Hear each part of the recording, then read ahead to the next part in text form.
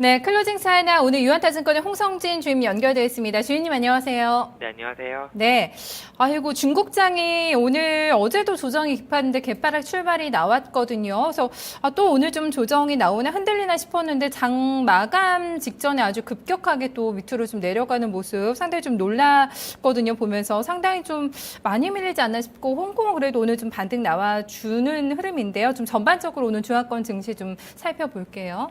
네, 금일 상해 증시는 큰 폭으로 하락 마감하였습니다. 홍콩 종합은 26,734.85포인트로 현재 0.15% 상승 마감하고 있고, 홍콩 H는 13,162.97포인트로 0.79% 하락 마감하고 있습니다. 상해 종합은 4,478.35포인트로 6.42% 하락 마감하였고, 상해 A는 4,689.56포인트로 전일 대비 6.43% 하락 마감하였습니다. 상해 180A는 51.94포인트로 전일 대비 6.03% 하락 마감하였고, 상해 380은 8,850.13포인트로 전일 대비 마이너스 0.38% 하락 마감하였습니다. 금일 전일 4,800선이 무너진 상해 종합지수는 금일도 신규 IPO 공모주 청약이 실시되는 가운데 약세 출발하였습니다. 전일 리강 증감이 대변인이 증시의 상승에 따라 정보에 대한 시장의 민감도가 고조가 되는 경향이 나타나고 있다면서 일부 불법자들이 허위 정보를 조작을 하고 유포해서 자본시장의 질서를 교란을 시키고 있고, 심지어 지수에 큰 변동을 초래한다는 언급을 하였습니다. 이에 따라서 증감위가 이제 시장 질서에 피해를 주는 일부 그런 위법 행위에 대해서 전문적인 감사를 실시 중에 있다고 밝혔고, 이로 인하여 시장이 경직되는 모습을 보였습니다. 또한 증감위가 지난주 증권사 신용거래 업무 관리 방법 발표 후 현재 증권사 신용거래 업무 리스크 관리 규범을 검토하고 있다는 얘기가 들려오면서 신용계좌에 대한 추가적인 제재가 있을 것이라는 우려감으로 인하여 마이너스 폭이 확대가 되는 양상을 보였습니다. 네. 뭐 장마감 직전에 굉장히 급격하게 각을 그리면서 내려와서 좀 철렁했는데 2007년 버블 붕괴 당시가 좀 살짝 스치는 그런 흐름이 아니었나 상당히 깊은 조정으로 이번 주 좀 마무리가 됐습니다. 그래서 이런 장에서 좀 살아남은 종목이 있을까 싶거든요. 굉장히 뭐 조정들을 많이 받은 모습이었는데 오늘 특징주 좀 어떤 거 보셨을까 궁금하네요.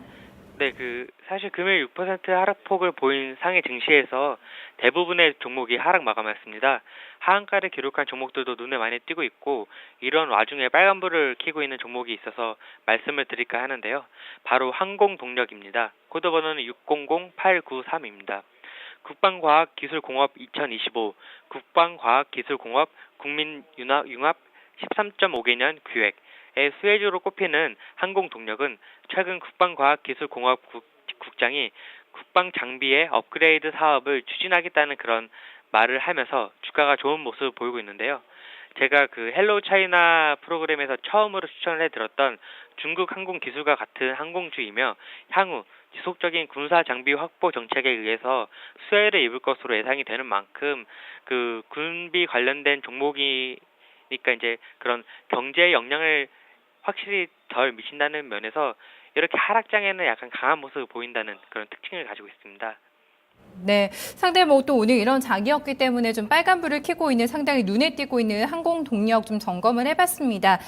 많이 지금 조정 나왔습니다. 다음 주에는 좀 반등이 좀 나와줘야 되지 않을까라는 생각이 들거든요. 다음 주 중국장 어떻게 좀 바라보시는지요? 그리고 체크 포인트 좀 짚어봐야 될 부분도 좀 점검 좀 해볼까요?